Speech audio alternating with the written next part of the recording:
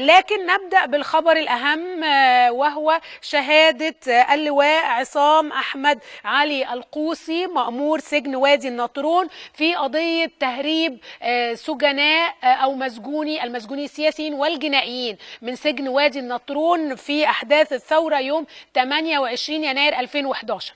القضية لسه شغالة يا جماعة، موجودة في اسكندرية. النهاردة المحكمة برئاسة المستشار خالد محجوب استمعت إلى شهادة اللواء عصام القوسي، وكان مأمور السجن وقتها، وأجلت القضية ل 24 مارس لاستكمال بقية الشهود.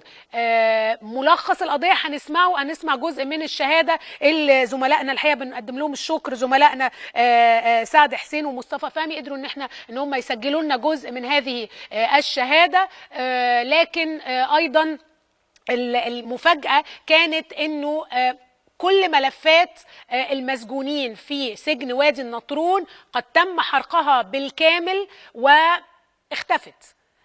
هل في نسخة تانية موجودة لدى الداخلية؟ هل في نسخة تانية موجودة لدى إدارة السجون؟ ده اللي هنعرفه. دي بعض الصور على ما أعتقد من هروب المساجين، طبعا دي صور القديمة من هروب المساجين من سجن وادي النطرون. قال إيه اللواء عصام القوسي؟ قال إن هناك كان في محاولة للاقتحام 500 سيارة ميكروباص، وكانوا ملثمين ومسلحين بالأسلحة الرشاشة وكانوا منظمين، وعشان كده ما قدرناش ان احنا نقف قدامهم. قال ان هم كانوا يعرفوا خريطة السجن وخريطة الدخول والخروج من السجن بطريقة منظمة. قال ان هم دخلوا مستهدفين بشكل اساسي المسجونين السياسيين داخل السجن، ثم بعد ذلك خرج المسجونين الجنائيين. قال انه كانت يعني اللهجة العربية مش اللهجة المصرية، هي اللهجة العربية هي اللي كانت مسيطرة على الكلام. ده تقريبا مجمل الحوار أو مجمل الشهادة التي قدمها اللواء عصام علي القوسي مأمور سجن وادي النطرون. نسمع جزء من هذه الشهادة ونرجع تاني. خسائر مسلحون مجهولون ملثمون لهجتهم أقرب للهجة البدوية، وتسأل الجهات الرقابية لتحديد هويتهم. يصعب تحديدهم لأن هم فعلا كانوا ملثمين، عينيهم هم يعني كلنا لابسين إيه؟ لابس اللي هو البلطو ده اللي بيلبسه العرب، بلاطي، وفي منهم لونها إيه؟ أنا متذكر إن كان في بلاطي، لا أنا متذكر كان في بلاطي اللي هو اللون البيج الفاتح ده، وكان فيهم ناس لابسة بنطلون جينز تحت البلاطي، ولكن وشهم كله كان ملثم ولهجتهم مع بعض كانت أقرب. في ناس تخان شوية وناس رفيعين مختلفة. علامات مميزة؟ مفيش، مش واضح. مثلا مش واضح علامات علشان ما اخرجش. هم داخلين اصلا على السجون السياسي، داخلين قاصدين مجموعات معينه منهم، دي اللي كانت تهمني، عشان كده دول هم خدوهم معاهم.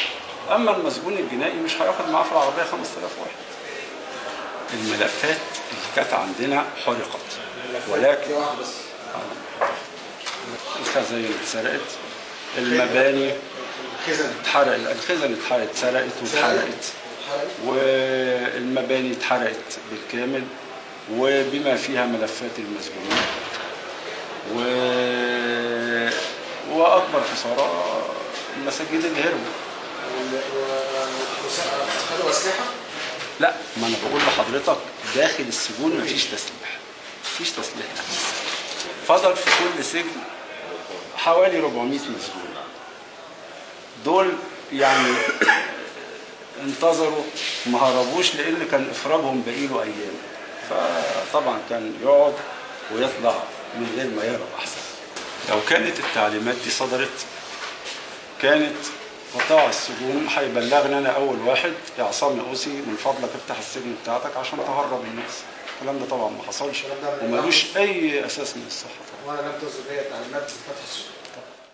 لم تصدر له تعليمات بفتح السجون. من كان في سجن وادي النطرون؟ كلنا عارفين أن سجن وادي النطرون كان به عدد من قيادات جماعة الإخوان المسلمين، وأيضا عدد من قيادات حماس. كان فيه محمد مرسي، الدكتور الكتاتني، العريان، عصام العريان، سعد الحسيني، محمود أبو زيد، وعدد آخر من قيادات جماعة الإخوان المسلمين، حوالي 34 من قيادات جماعة الإخوان المسلمين، وكان في أيضا عدد من قيادات حماس.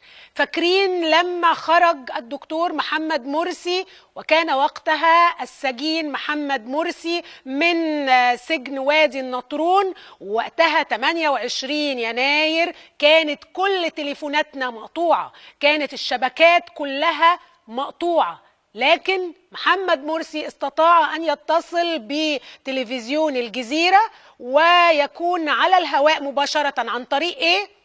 الحاجة الوحيدة اللي كان ممكن تبقى شغالة هي السورية. السورية يا جماعة هو تليفون بالأقمار، يستطيع أن يعمل بالأقمار الصناعية، يوصل بالأقمار الصناعية، عنده تكنولوجيا معينة. مين اللي بيبقى عنده السورية ده يا جماعة؟ إما يعني ناس من أجهزة معينة، يعني أمن قومي، أمن الدولة، أجهزة معينة بعينها، أو جماعات بشكل معين. يعني أنا ما يبقاش عندي السورية، أنتوا كمواطنين ما يبقاش عندكم السورية، أي حد مهما على شأنه وقدر يجيب فلوس صعب شوية يجيب السورية، لأن السورية ده بيبقى متوصل بنتورك معينة على الساتلايت على طول، ومش متوصل على الشبكات الأرضية. واستطاع محمد مرسي أن يجري هذا الاتصال الهاتفي. نذكركم به وكيف حكى الحكاية لمذيع قناة الجزيرة، وكيف حكى يعني بيقول المأمور سيادة اللواء بيقول إن محدش فتح لهم السجون، وإن اللي فتحوا السجون كانوا ناس عارفة الخريطة، ملثمين، منظمين، وعارفين بالظبط مين المساجين السياسيين.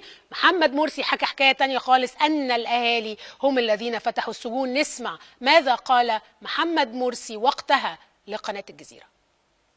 أحدثك الآن وأحدث العالم، نحن لم نفر.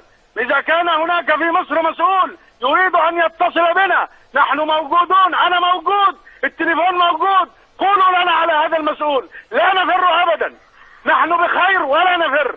نعم، ماذا أنتم فاعلون الآن إذن؟ نعم، بعد أن فتح عليكم الأهالي كما تقول السجن وخرجتم وأنتم موجودون جميعا ولا تعرفون ماذا أو ما هو وضعكم القانوني، ماذا أنتم فاعلون في هذا الوقت؟ سنتشاور الآن، سنتشاور ثم نتفق على ما نفعله. إذا اتصلتم بنا بعد ساعة من الآن نقول لكم ماذا فعلنا. نعم، إذن أنتم موجودون جميعا تتشاورون فيما بينكم لمعرفة الخطوات التالية، وجميعكم بخير. 34 من أعضاء الجماعة، بينكم 7 من مكتب الإرشاد. نعم، أقول لكم أسماءهم، تحب تعرف الأسماء؟ نعم. نعم، محمد مرسي، عصام العريان، محمد سعد الكتاتني، محيي حامد، محمود أبو زيد، مصطفى الغنيمي، سعد الحسيني. دول 7 أعضاء مكتب الإرشاد. ومعنا الأستاذ سيد نزيلي مسؤول الجيزة في الإخوان. ومعنا الدكتور أحمد عبد الرحمن مسؤول الفيوم في الإخوان.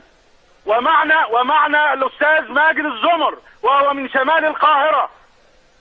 ومعنا الدكتور حسن أبو شعيشع مسؤول الإخوان في كفر الشيخ. ومعنا الدكتور علي عز وهو من أسيوط من مسؤول الإخوان. لم تعرفوا بالضبط من هم الأشخاص الذين فتحوا عليكم الأبواب؟ لا، هؤلاء لا نعرفهم البتة. هؤلاء مساجين يلبسون لبس السجن، وآخرين يلبسون لبس ملكي، لا نعرف من هم. هل حصلت أكثر من 100 شخص نعم. كانوا يبذلون كل جهد لكي يفتحوا باب السجن. استغرقوا أكثر من 4 ساعات. ذكرت أن إطلاق نار حصل وهرج ومرج. هل معنى ذلك أنه حصلت اشتباكات بين أطراف معينة داخل السجن، بين من يريدون أن يحرروا عناصر الشرطة؟ وعما أسفرت، هل لديك معلومات عما أسفر إطلاق النار وأيضا الهرج والمرج؟ نحن نتصور بما سمعنا من أصوات أنها أصوات طلقات القنابل البنادق التي تطلق القنابل المسيلة للدموع. هذا تحليلنا للموقف، أنه لم يصب أحد، وأن إدارة السجن كانت تحاول أن توجد حالة من الضبط للسجن نتيجة الهيجان الذي حدث.